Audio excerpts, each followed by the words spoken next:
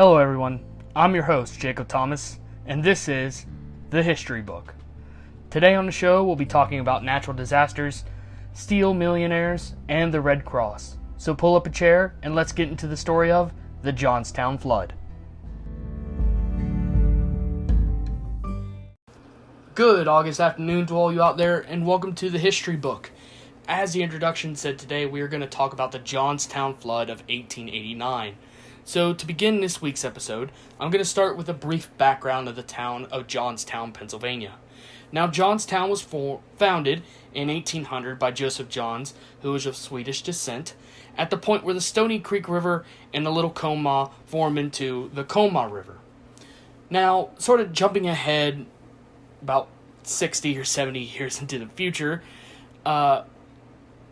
Johnstown had been a primarily agricultural area and did not have a very large population.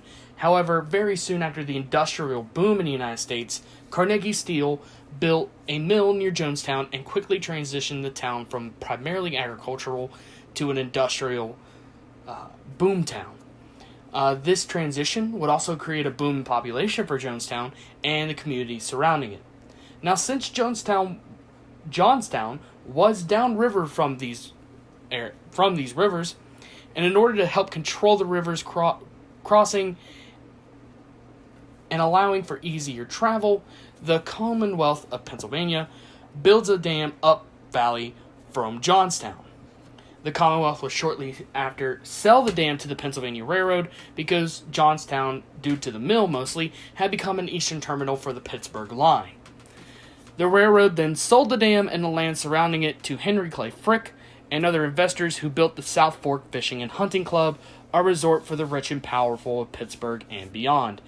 Now, two of these members are men you might recognize, the industrial giant Andrew Carnegie, Andrew Mellon, and, of course, Henry Clay Frick himself, who we will talk about right now after this short break to tell you how you can stay connected with the History Book. Hello everyone, this is Jacob, the host of The History Book, here to remind you that you can find The History Book on Facebook, Twitter, and Instagram, as well as on our website, www.thehistorybook20.wixsite.com/thehistorybook. Thanks, and enjoy the rest of the episode. Welcome back. As I was saying before the break, Andrew Carnegie and Henry Clay Frick had bought and invested in the land near the South Fork Dam outside of Johnstown, Pennsylvania. Now, taking a bit of a sidestep from the story of Johnstown, I'll give you guys a little bit more information on Andrew Carnegie and Henry Frick. Now, Andrew Carnegie was Scottish-born and immigrated with his family to the United States at the age of 13. His family, like a lot of immigrant families at the time, were poor, and his father passed away early on in Andrew's life, forcing him to have a job at the tender age of 13, where he worked for Tom Scott's railroad company. Despite his young age, Carnegie quickly rose up the ranks, and by 24, he was manager of the entire company, and Tom Scott had very much become a mentor, seeing the promise in Carnegie. Andrew Carnegie would go on to complete the first steel bridge over the Mississippi River, and, as an aside, in one of the really cool stories of all this, Carnegie has an elephant cross the bridge to show that it's safe. The bridge is built near St. Louis. In an area and all around the United States, there was a common belief that elephants wouldn't cross unstable structures. So once the elephant crossed, everybody else thought, oh, this is safe. Because steel was not considered a reliable structural use. Did not have a reliable structural use. Now, as I was saying, after a collapse in the railroad industry, sort of caused by John Rockefeller, who takes away his oil from being shipped by these railroads. This incident really causes a down spiral in Tom Scott's life, who's, as I said before, Carnegie's mentor, and Scott passes away. Carnegie then sort of swears an oath of vengeance against Rockefeller and says that he will become much more powerful and earn more money than Rockefeller. Now, as I was saying, after this collapse in the railroad industry, Carnegie's forced to reevaluate how he's using his steel, and this is where Carnegie really transitions into what he's known for, and that is using his steel as structural steel, and creates the skyscraper boom, which really skyrockets, quite literally, America into the sky. Now, in an effort to maximize his profits, Andrew Carnegie hires Henry Clay Frick as chairman of the Carnegie Steel to help handle more, let's call them, unsavory sides of the business, and to mostly cut cost. Now, Henry Frick had built a reputation in his coke business, which is a processed coal, as ruthless and an intimidation to his competitors.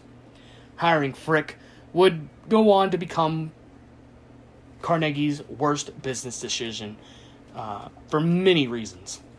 One of those reasons is Johnstown, obviously.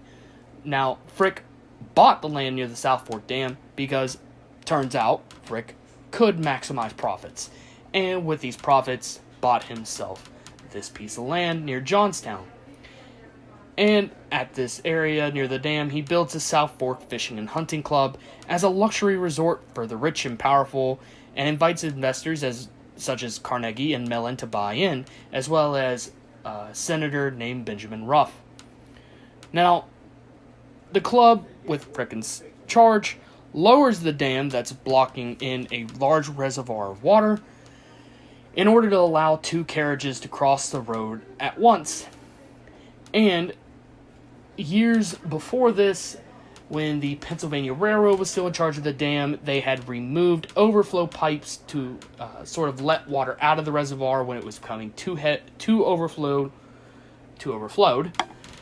and had sold them for scraps. And the club were well aware of this and did not replace these pipes that would have helped ensure the structure of the dam. Multiple times, the Johnstown officials constantly warned of the dam breaking and asked the club to repair the dam, but they did not, instead making these changes, as I said before. Because of this, the town becomes sort of accustomed to warnings that the dam would break. Many a times they're told, the dam's going to break, time to leave, the dam's going to break, time to leave.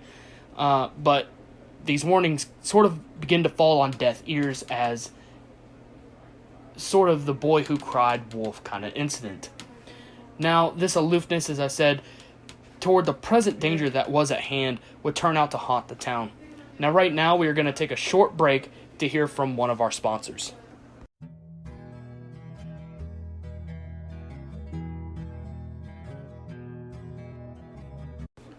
Thank you for tuning in to that sponsor break. Really, these sponsor breaks have been an incredible gift to me, as not only are they kind of cool to have in there to kind of show, hey, the podcast is growing, but it's kind of cool to be able to say, hey, maybe someday it could make me a little bit of money, which is always good, I suppose. But as I was saying before the break, and to get back to a more serious subject, let's get back to Johnstown. Now, the town is in clear and present danger, and the storm has just begun. Now, a few days before, out in Kansas and Nebraska, gigantic thunderstorms had formed, and by the time the flood happens, they had moved over into western Pennsylvania and had poured rain into the area of Johnstown, which was already flooding as it was prone to do, being in a valley. There were reports of almost 10 feet of water already in the streets. The townspeople had already grown accustomed to this flooding and were moving belongings to the upper levels of their homes, and really were preparing to wait out the storm. Now, on the morning of May 31st, 1889, Elias Unger, one of the caretakers at the South Fork Lake, notices that the lake is cresting over the dam walls and is rising at an inch every 10 minutes. And he quickly brings men in to try and save the dam, doing whatever they can, mostly with mud, straw, and sandbags. They even tried to throw mud on top of the dam to sort of build it back up from where the club had already taken the dam to a lower level. He orders a telegram to be sent down to Johnstown for them to evacuate, but the message sent is ignored. As I previously explained, Johnstown had really grown accustomed to being warned, and it's really a boy who cried wolf situation where nothing would happen every time. However, this time, something is coming. At 1:30 p.m., Unger orders his men to a higher ground as they wait for the dam to eventually give. And at 2:50 p.m., give it does, as the dam breaches and 3.843 billion gallons of water rush down the valley 14 miles to Johnstown. The tidal wave carried debris from homes, the mills, and nearby farms, as well as pieces of the dam, with a force that matches that of Niagara Falls and a 60-foot wall of water. 57 minutes after the breach, the wall of water would reach Johnstown and destroy everything in its path, leaving this massive path of destruction in its wake that some reports recorded as 14 acres of just complete barren land afterwards. Now, the Pennsylvania Railroad had created a stone bridge that they were using as a crossing point near Johnstown, outside the town. This bridge sort of acts as another dam, and it temporarily stops the water, but unfortunately it completely stops the debris and the people that had been rushed away unknowingly into the tidal wave. This debris unfortunately caught fire, and 80 people die in the inferno. By the time the floods recede, over 2,000 people are killed, which was at the time 1 in 10 of the town. 1/3 of these dead are unable to be identified, as their bodies have been almost completely mutilated by the damage. Some bodies are found as far as Cincinnati, Ohio. The flood is the worst man-made disaster in the United States until the attack on the World Trade Center and the Pentagon on September 11, 2001. Now, relief efforts would begin almost immediately after the waters recede, and a famous organization would have one of its first takes of action.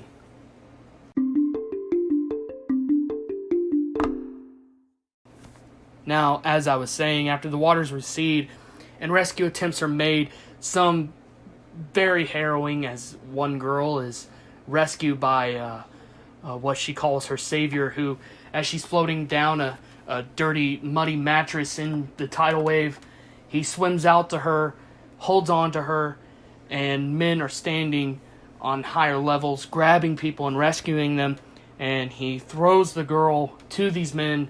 Some say almost 10 to 15 feet. They catch her, and she survives. The man that rescued her, would later on go on to survive as well. As I was saying, after the rescue attempts are made and this disaster area is sort of cleared to where people can go into it, it becomes the first peacetime effort of Clara Barton's Red Cross. If you didn't know, Clara Barton was a nurse during the Civil War, and after the war helped to form the Red Cross. Now, Barton arrived in Johnstown around June 5th, and she didn't leave for over 5 months. The Red Cross would end up raising money from not only in the United States, but also other countries, bringing in supplies and really contributing a great and immense amount to the rebuilding of Johnstown. The South Fork Club was sued by Johnstown victims, but they faced no punishments, as each time the club would be sued, the courts would decide that the flood was merely an act of God, and therefore the club was not liable for damages. This disaster would forever change Andrew Carnegie, who donated thousands of dollars to the relief efforts, along with Henry Frick and other members of the South Fork Fishing and Hunting Club. Carnegie would build a library in Johnstown, which is currently used as the Johnstown Historical Area's museum for the flood. The Johnstown Flood would be a major influence on Carnegie's future philanthropy that he's well known for. Neither the club nor Frick and Carnegie accepted any responsibility for the flood. However, Carnegie and Frick would also have other major issues after Johnstown.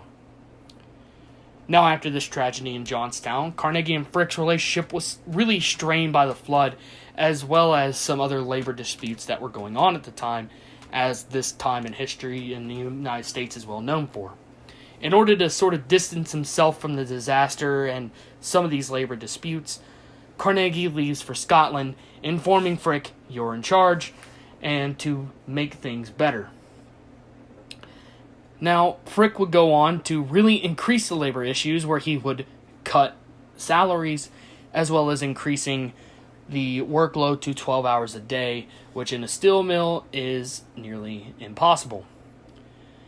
This would eventually lead to a shootout at the Homestead Steel Mill between Carnegie steel workers, almost 2,000 of them, and Frick hired Pinkertons in 1892. Carnegie's reputation will once again be severely damaged by this, and he quickly begins to realize that Frick is very much becoming a liability. Now, before Carnegie could remove Frick as chairman of his company, Henry Clay Frick was the victim of an attempted assassination by anarchists during the Homestead strike. However, he survived 2 gunshots and 4 stabs by the man. While Carnegie had made multiple attempts to force Frick out, he would eventually be able to do so on December 5th, 1899, over 10 years after the Johnstown Flood. Let's take a brief break and cap off the episode with what's coming next.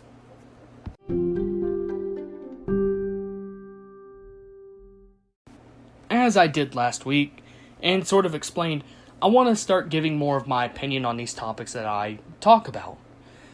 And it would be a crying shame not to discuss my opinion on the Johnstown Flood of 1889, and who was to blame for that flood. There's no reasonable way that I can look at the research I've done for this episode, which each episode does require a lot of research and time, and not immediately find some blame in the South Fork Fishing and Hunting Club, and primarily with Henry Frick. While natural disasters happen often, willingly ignoring changes that could have prevented the loss of 2,000 lives is completely unacceptable to me, which is what Frick and the officials at the club did. Blame lies with others as well, but primarily with Frick, even with the money he donated to help build the city he allowed to be destroyed. Now, a lot of historians I've seen take the Johnstown Flood to sort of give their take on human responsibility towards their environment, and will really equate what happens here to what is happening with climate change and global warming. I know we don't call it that anymore, however, that's what I know it as, but really what the human cause is on climate change. However, those aren't the same here. What happens at Johnstown is a willing ignorance to completely allow this dam to deteriorate to the point of there was no way to fix it. I firmly believe that if humans wanted to fix what they're causing, what they may or may not be causing in the environment, they can.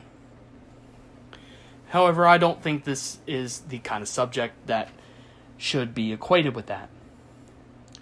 Now, someone else that I believe also deserves a bit of the blame for this incident is what I would think is probably a bit of an unpopular opinion, considering I record about an hour outside of Pittsburgh, and this man is sort of deified as some sort of industrial god, and that is Andrew Carnegie. Yes, Andrew Carnegie does wonderful things after the Johnstown Flood, and his gifts of money and time are well known all across the nation as he builds libraries and concert halls and universities are named after him. However, that does not take away the fact that Henry Frick was able to buy the club in part because of Andrew Carnegie. If Henry Frick had not been hired by Carnegie and maximized profit, Frick would not have had that money to buy the club. As well as the fact that Andrew Carnegie, Andrew Mellon, Benjamin Ruff were also investors in the club and also serve as officials and deserve part of the blame.